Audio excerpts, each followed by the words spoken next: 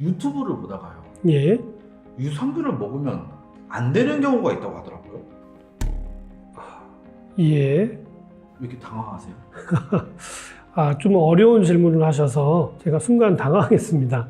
유산균을 먹으면 안 되는 경우는 굉장히 드물거든요.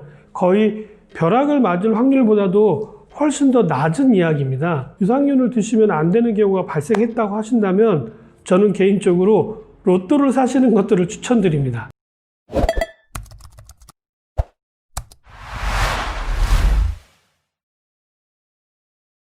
그 정도로 사실은 일상생활에서는 일어나지 않는 이야기를 가지고 얘기하시는 건데요.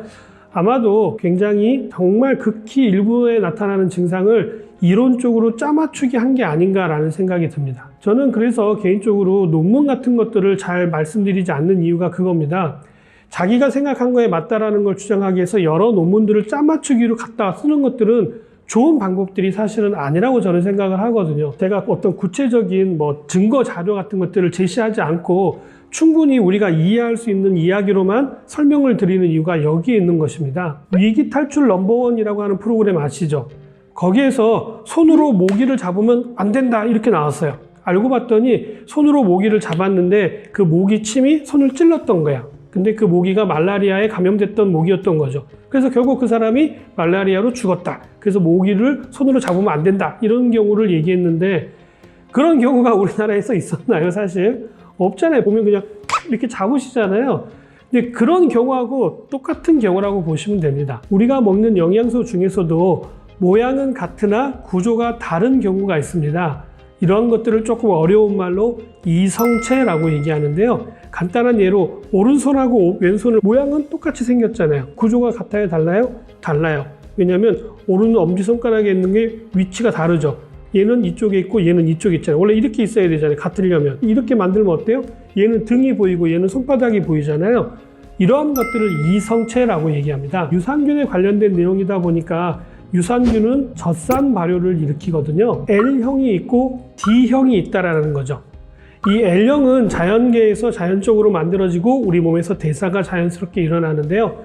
D형은 대사가 잘 일어나지 않아서 문제를 일으키는 경우가 있다라는 사실이죠. 그 밖에도 우리 장 속에서 유산균이 아민류를 만들어내는 경우가 있는데요. 이러한 특별한 아민류가 호르몬계의 교란을 일으켜서 문제를 나타내는 경우도 있고 두통을 유발해내는 경우도 일부 있기는 합니다. 그러나 흔한 일이 아니라는 사실이죠. 특별한 경우인데 균 자체가 오염이 되어지는 경우도 있을 수는 있습니다만 그런 경우는 요즘은 거의 일어나지 않습니다. 유산균 제품을 만들 때는 전부 무균실에서 만들어내기 때문에 그렇습니다. 철저하게 그 균 자체가 오염되지 않도록 관리를 하기 때문에 크게 걱정하실 부분이 아니라는 거고요. 이것도 정말 극히 일부에서 일어나는 경우인데요.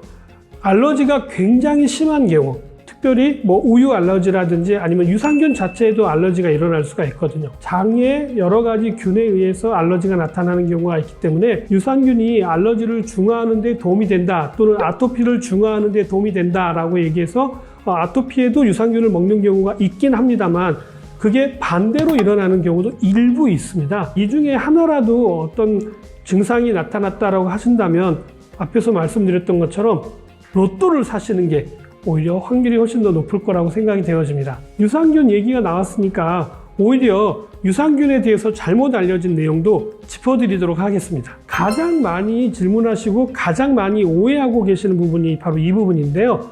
유산균 숫자가 많은 제품이 좋은 제품이다. 이렇게 알고 계시죠?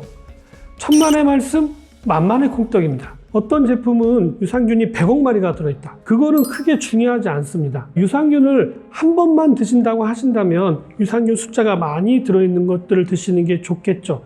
그러나 꾸준히 드신다고 하신다면 그 숫자는 의미가 없습니다. 유산균 한 마리가 약 40분이 지나면 2마리로 증식하고요. 또 40분이 지나면 4마리로 증식합니다. 하루가 지나게 되면요, 약 340억 마리로 증가됩니다. 또 한 가지로 착각하는 건 무엇이냐면 유산균을 많이 먹으면 장내에서 유산균이 많아질 거라고 생각하지만 그렇지 않습니다. 예를 하나 들어볼게요. 우리 자동차 안에 20명을 태울 수가 있을까요? 방 안에도 유산균이 번식한다 하더라도 그 최대 숫자가 정해져 있다는 거죠.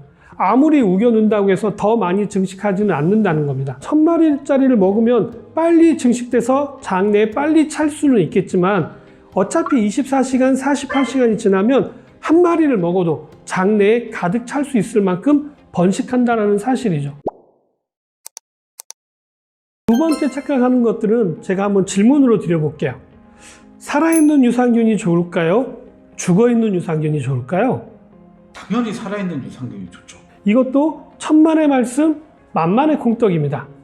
제가 왜 이렇게 자신 있게 말씀드리냐면요. 이 유산균이 우리 위 안에 들어가면 위산에 의해서 죽어버린다는 사실이죠. 위에서 위산이 나오는 이유는 살균이 목적입니다. 마구잡이로 들어오는 균들을 우리 몸속으로 집어넣으면 안 되기 때문에 우리 몸을 보호하기 위한 보호장치인 거죠. 혹 위산에 의해서 살아남는 균이 있다 하더라도 담즙에 의해서 또 죽게 돼 있다는 사실입니다. 그래서 이중으로 보호가 될 수 있도록 만들어진 게 바로 우리의 소화기관이에요. 1억 마리를 먹으면 한두 마리 정도가 살아간다라고 알려져 있습니다. 그 정도로 희박하기 때문에 살아있느냐 죽어있느냐가 중요하지 않다라는 거죠. 그래도 살아있는 유산균 먹었더니 화장실을 훨씬 편하게 가던데요? 이렇게 얘기하시는 분들이 분명히 계십니다. 그 이유는 이 유산균의 사체가 유산균에 증식하는데 도움이 되기 때문에 나타나는 현상으로 보시면 될 것 같습니다. 일반 유산균보다 프로바이오틱스가 더 좋은 건가요? 이것도 잘못 알려진 마케팅의 이야기입니다. 프로바이오틱스라고 하는 건 뭐냐면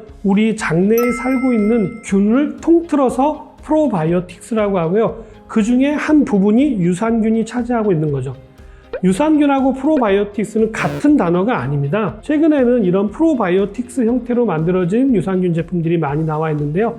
그런 제품들은 훨씬 더 도움이 될 수가 있겠죠. 네 번째로는 다양한 유산균을 섭취하는 게 좋을까요? 이거는 맞는 이야기입니다. 우리 장내에는 굉장히 다양한 균들이 살고 있고요. 유산균도 종류가 굉장히 다양하게 존재하고 있다는 사실이죠. 어떤 유산균이 내 몸에 맞을지는 내가 선택할 수 있는 게 아니라 내 장이 선택하기 때문에 여러 가지 균들을 접해보는 것들은 굉장히 중요하다고 얘기할 수 있습니다. 시중에 좋은 제품이라고 해서 나오는 유산균 제품도 3종류, 많게는 5종류밖에 안 들어있고요. 조금 많이 들어있다고 하면 한 7종류 들어있는 제품들이 대부분입니다만 한 20여 가지가 넘게 들어있는 제품도 있으니까 그런 제품들을 선택해서 드시는 것들을 적극 권장해 드립니다. 이 유산균이 살 수 있는 환경도 사실은 굉장히 중요하거든요. 아무리 좋은 유산균을 잘 장 속에 전달한다 하더라도 장에서 살 수 있는 환경이 만들어지지 않는다면 번식이 크게 일어나지 않기 때문인데요. 첫 번째는 먹이가 굉장히 중요합니다. 이 유산균의 먹이로 가장 좋은 것들은 올리고당, 이런 성분들이 많이 필요하고요. 이런 유산균이 살 수 있는 환경은 식이섬유가 적절하게 존재해야만이 잘 살 수가 있기 때문에 유산균 제품을 드실 때는 적절하게 같이 드시는 게 굉장히 중요합니다. 프리바이오틱스라고 해서 장내 환경을 바꿔줄 수 있는 성분이 들어있는 제품들이 훨씬 더 각광받는 이유가 여기에 있습니다. 마지막으로 어찌되었든 이 유산균이 장까지 살아가는 게 가장 중요한 부분이잖아요. 코팅이 되어져 있는, 그래서 위산에서도 살 수 있고 담즙에서도 살 수 있도록 2중 이상으로 코팅이 되어져 있는 제품을 선택하시는 것들이 중요합니다. 아주 곤란한 질문으로 시작해서 아주 확실한 답으로 말씀을 드렸는데요. 유산균을 드시면 안 되는 분들은 정말로 극히 일부라는 거 크게 걱정하지 않으셔도 된다는 거고요.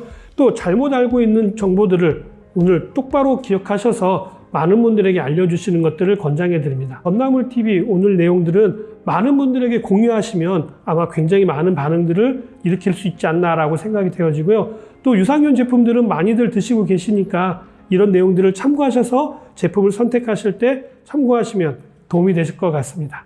자, 오늘은 여기까지고요. 저는 다음에 다시 찾아뵙도록 하겠습니다. 감사합니다.